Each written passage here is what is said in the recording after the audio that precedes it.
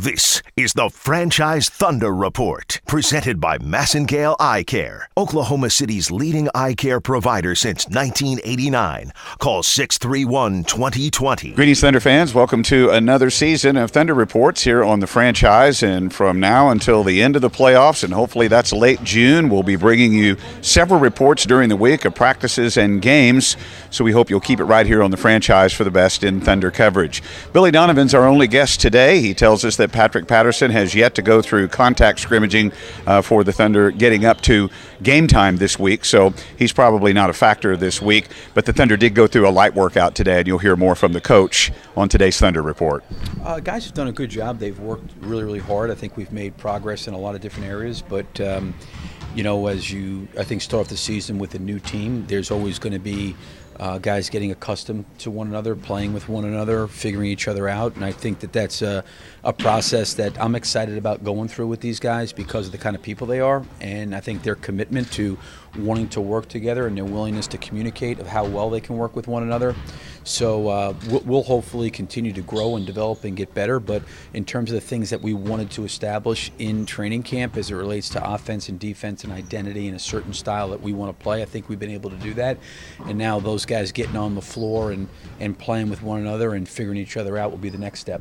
Were you able to get anything out of Patrick today? Contact? We didn't do any contact today, so he has not done any contact at all. I really don't know where he'll be at tomorrow. We'll probably find out a little bit more. Today was a little bit of a lighter day. But again, I think for him, it's him building up and progressing. And, he's done a really good job, Patrick, of kind of giving feedback of where he's at and where he feels like he's needs to get better physically. But the medical staff's done a great job. So they're working together, and I know that he's making progress every single day. And, how close he is to playing or contact, we'll wait and see. And even though he's not been out there, he's pretty familiar, isn't he, with the offense, the defense? Yeah, plays, I mean, that kind of he's a veteran guy that can pick things up through watching and through film, and he's been able to go through non-contact things. He's worked out before practice, after practice, so he's up to speed to everything. He knows what's going on. I feel fine where Patrick. The biggest thing for Patrick is just, I think, him being able to get back to a rhythm and playing and contact and those kind of things. That's been the hard part. You're second time around now, a veteran at this. I'm talking about the NBA game. Anything different for you for your checklist or what game week, opening game, less preseason games? Anything change in the way you look at this game or approach this first week? I always try to figure out ways that I can get better. I can help the group. Our coaches collectively together can help the group. The hardest part for me, the first year was, you see teams play, but you don't necessarily study teams. And when you're in scouting situations, you're studying a little bit more of how teams are trying to play, what they're trying to do. And I had a lot to catch up to my first year. So the amount of film that I had to watch to get caught up to speed until we played a team, it was a lot of work, a lot of effort, but I enjoyed it.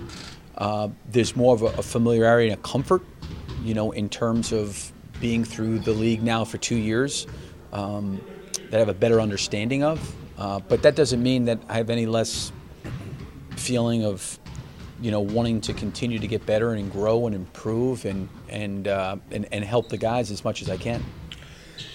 You've said, and the other guys have said, that the offense is going to be kind of a work in progress, but the defense, and I know in the preseason things are a little different, but are you pretty happy with where you guys are right now defensively? Yeah, I think the offensive part, I feel like we're trying to move the ball. We're getting a chance to understand each other and play with each other. I like where we're at defensively in terms of establishing, a way we want to play and an identity. And I think to your point, the preseason was so different this year with the number of games, and Russell didn't play in the first preseason game. We played Melbourne, which was a team that we're not going to see during the year, and Patrick's been out, Alex was out, so we had a lot of different guys. But the thing I was pleased about defensively is I felt like regardless of who was out there, we were trying to do the things that we needed to do for us to continue to get better. We were a top 10 defensive team last year.